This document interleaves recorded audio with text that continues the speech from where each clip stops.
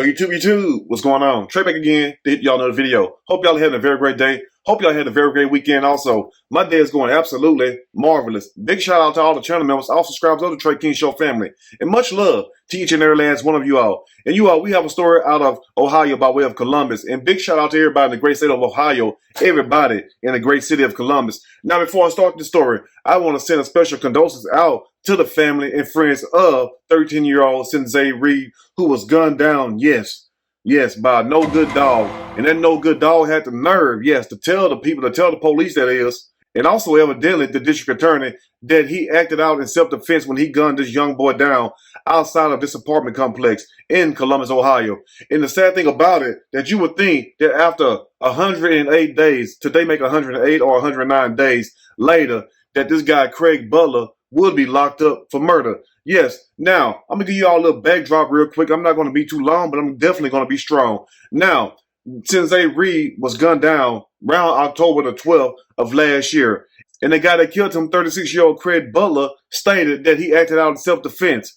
And it's very ironic that Craig Butler said that he acted out in self-defense. And even the coroner came out with a report, on January the 17th, that a lot of people have not even found or covered yet. The coroner came out and said that this was homicide right here when they did the autopsy report. Now, witnesses that seen Sensei Reed get gunned down said that he was shot multiple times in the back. But the coroner, even though I have trust him also, he stated that no, Sensei Reed was not shot in the back. And it's not me saying that. This is what his report is saying. Because it sounds like to me they still trying to cover for this guy, Craig Butler. The coroner said that Sensei Reed was shot in the chest area and also once in the hand or the wrist area. So it was 2 gunshots. But they want us to believe that he was shot from the front when the witnesses that was there said that he was shot from the back. And also it's very troubling that even the police themselves act like they couldn't tell us where Sensei Reed was shot at. And I'm going to tell you this right here. For anybody ever been shot or known somebody that been shot or seen somebody been shot, you know what? You know exactly where they was shot at. I mean, don't take a rocket science to figure that out. Now, anyway, back to the story. Craig Butler got his vehicle on October 12th, approached Sensei Reed, gunned him down, jumped back in his vehicle and left. And he was caught the next day. And a week later, the judge happened to be Mike McAllister. So to all my people in the Columbus area, you all need to hit Judge Mike McAllister up. And you might don't need to vote for him again, because if he acting like this and being partial and biased to justice, he don't need to be in office. So anyway, Mike McAllister and them dismissed the charges upon further investigation, upon further reports coming out, as if what really happened to Sensei Reed. But the report has came out, and guess what? Craig Butler is still free, and that's a damn shame right there. But anyway, we'll break the rest down as I read a snippet from this story. I'm going to read a quick snippet from this story, and I am going to give my opinion, all of it. Surely, as we go, Sensei Reed killing ruled homicide by Franklin County coroner. Not the Trey King Show, but anyway, that was pretty much common sense that this was a homicide. And shame on you all for dropping the ball, letting this killer loose. Now, also what's being said from people that had hit me up that know Craig Butler, and also stayed in this apartment complex, said that Craig Butler was a convicted felon and also on probation. Now, I don't really know that to be true because I don't speculate. I'm only saying what somebody told me. I'm not going to state that as fact. But if he is a convicted felon and also on probation, and they still let him go after gunning this young boy down, it's a sad shame on them. But like I tell y'all, this is why you must be careful. Anyway, now I'm about to read a statement the Columbus Division of Police put out on December the 31st. And the reason why I'm doing this, so we can add more transparency, because they was like gun-ho as to what they going to do. But remember this right here also, that January the 17th, the coroner found that this was a homicide. And Craig Butler is still not in prison or even locked up nowhere. Now, anyway, this comes from the Columbus Division of Police. They say the Columbus Division of Police is committed to transparency, and so are we. Please see our statement on the homicide of Sensei Reed. Okay, now this comes from them. They say on October the 12th, 2022, the Columbus Division of Police responded to 832 Wedgewood Drive on a shooting where officers found 13-year-old Sensei Reed suffering from gunshot wounds. Officers rendered aid until Reed was transported to an area hospital where he succumbed to his injuries. Columbus police detectives interviewed numerous witnesses and filed murder charges on Craig Butler on October 13, 2022. Mr. Butler was ultimately arrested and cited in the Franklin County Jail, where he only stayed for 1 week.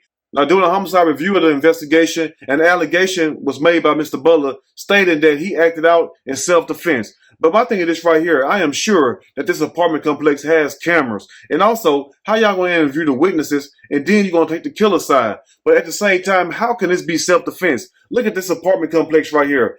Now, if he's in a vehicle, there's no way he's driving out through the, the walk area where the people walk at. He's not way up there on the grass. He's on the road. So how you park your car on the road, your vehicle that is, get out your vehicle and then approach a guy, gun him down, get back in your vehicle, and then leave. And then you had a nerve to tell the police that you acted out in self-defense.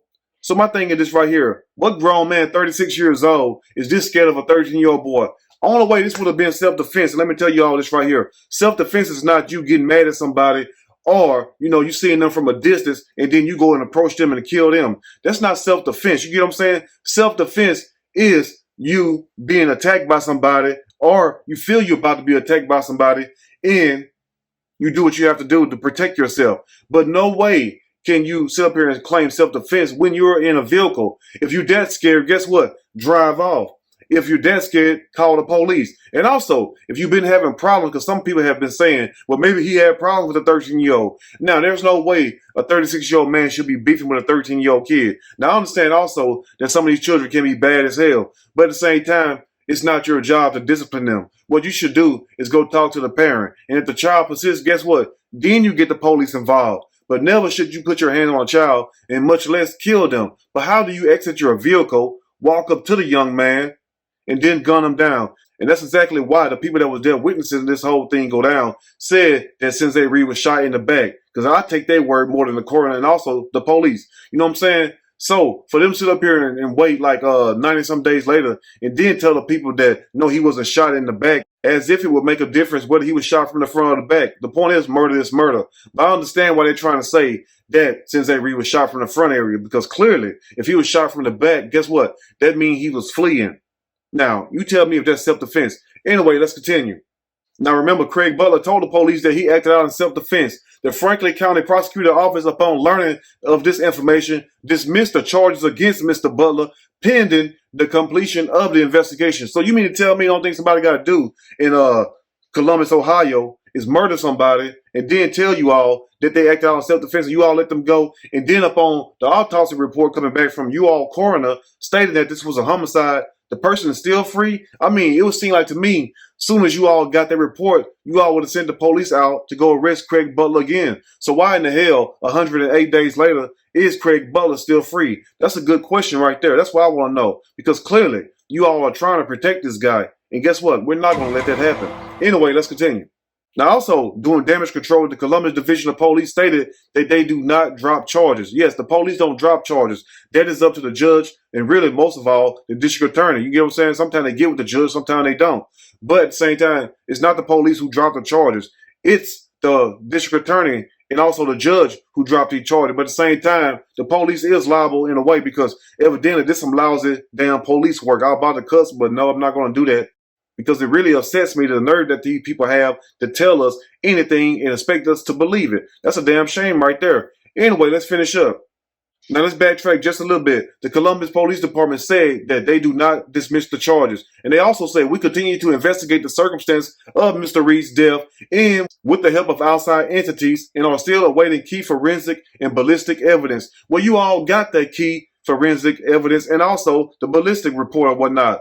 So you all have all the information you need. You had a forensic report, you had the ballistic report, and this guy is still walking free today. That's a crying shame right there, and that's why the people are upset. Now, also in closing, they say once the investigation is complete, we will submit a packet to the Franklin County Prosecutor's Office who will determine whether to present this evidence to the grand jury or not. And evidently, the grand jury ain't got that damn packet, and so haven't a lot of other people. But the point is this right here. How did a lot of people overlook the fact that the coroner already stated that this was a homicide on January the 17th, as you all can see.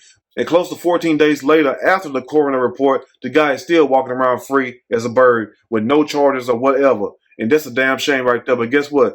Justice will be served because this is clearly a murder. You know what I'm saying? You can call it homicide, murder, same thing, whatever. The point is this right here. Number one, what 36-year-old person get into it with a 13-year-old boy? And also, why didn't you talk to the boy parents? And also, if you can't talk to the parents, why didn't you get the police involved? Who get out their vehicle, walk up to somebody, you know what I'm saying, because you on the road and talking about you acted out in self-defense. I mean, if you were that damn scared and you were acting out in self-defense, why not just put the pedal to the metal and leave? You know what I'm saying? The boy's on foot. The boy wasn't in the car shooting at you or anything like that. He was on foot. You get me? So why didn't you just leave and drive off? It sounds like to me, Mr. Craig Bowler, that you really wanted to kill somebody that day. Anyway, you all let me know what you think about this story. And shame on the Franklin County Prosecutor's Office for dismissing his charges. And hopefully they will pick the charges back up. But I will keep you all updated as to more info come out about this story. Because it's very sad what happened to this 13-year-old boy. Because they could have been my child or even your child. And think how you would feel if somebody did that to your child. And then the damn prosecutor's office and the police dropping the ball don't want to really do their job. That's what it looked like to me. Anyway, you all let me know what you think about this story. If there's anything I may have missed or misinformed or it's not my true intent, please let me know in the comment section. Or you can email me and we can talk about it more there. If you like the video, push that like button. If you like the video, subscribe to the channel. Become a channel member. Also, share the video with your family and friends. Till next time, you all stay blessed. And I will see you all soon on the next Trey King Show. And guess what? I'm out.